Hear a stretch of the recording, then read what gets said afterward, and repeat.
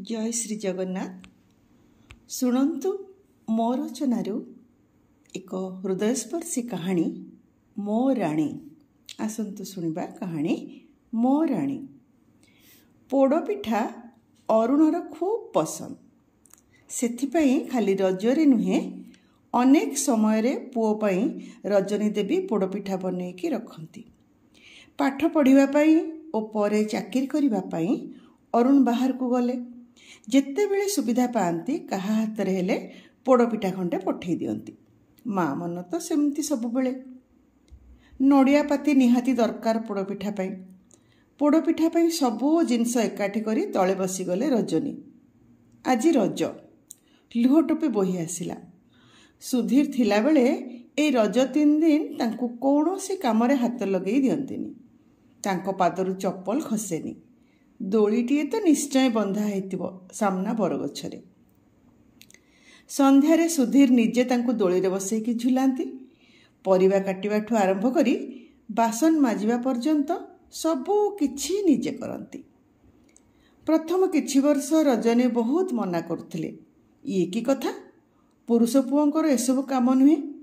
सुधीर किंतु किछि मानंतिनी। परे परे रजनी आउ किछि कहिलेनी। सुधीर जीवा 2 वर्ष हेलाणी। दीर्घ श्वासटे बाहरी आसिला। बोहू को कहिले सबु पनीपरिया फ्रिज रु काढ़ी रखिबा पई। आज अरुण पसंदर सबू किछि रांधिबे। पनिकी धरी काटी बसिले। चिंगुड़ी पोई तरकारी बहुत भल पाए अरुण। अरुण रूम रु बाहरी आसी देखे बो परिवा काटी बसची। दौड़ी जाई हाथ धरिदेले रजनीकर। ये तू कौन करचु बो? आज परा पहली रज, तू परिवा काटिबा पई जाउथुलु जे? जन्मरु मु केबे देखिनी तते रजरे काम करिवार। आज काहेकी? कोहरे कंठरुद्ध होइगला अरुण। हसी दे रजनी कहिले, पागलटा कि रे, ए बुढ़ी बयस रे पुणी रज कौन म? केबे करिनी बोली कौन, केबे करिबिनी केउ? तो बापा मते जोर करी अटकेई दौथिले ना। आउ मु तते काम करेबी बोली तू भाबिलु केमती बो? बापा को आत्मा को कष्ट हबनी कि? तू जानिछु कि बो बापा मोठू की कथा नैचंती? न कहिले केमती जानिबी जे? तू तो मते कहिनु कथा। बापा हॉस्पिटल रे पड़िथिबा बेले राति रे मु रहुथिली तांको पाखरे। ए समय रे बहुत किछि आलोचना हुए हमर। थरे कौतूहल रे मु पचारि देली, बापा आउ कौन से पर्व को एते गुरुत्व दबा तमे मु देखिनी, किंतु रज को एते काहेकी? एमिति कि बो सावित्री व्रत कले भी तमे प्रतिवर्ष मना कर, एमती काहेकी बापा? बापा कौन उत्तर देले जानिछु? अरुण पचारला। कहिले सिना जानिबी, मु तो नथिली ना सेते बेले, अरुण बो कहिले। बापा अल्प हसी दे कहिले, तो बो वर्ष सारा पूरा परिवार पाई केते काम करची।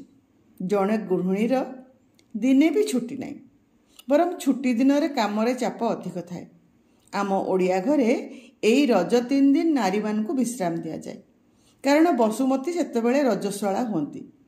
नारी को सेथिपई ए समय कौनसी भारी काम करने को मना करा जाए। मोर किंतु उद्देश्य अलगा थिला, बापा कहले। तेबे तुम उद्देश्य अलगा कौन बापा? जदि ओडिया संस्कृतिर एई नियम थाए तेबे मो बो पाई केमती अलगा हैला? अरुण पचारला। असली उद्देश्य मोर एई 3 दिन तो बो पाई किछि करिबा।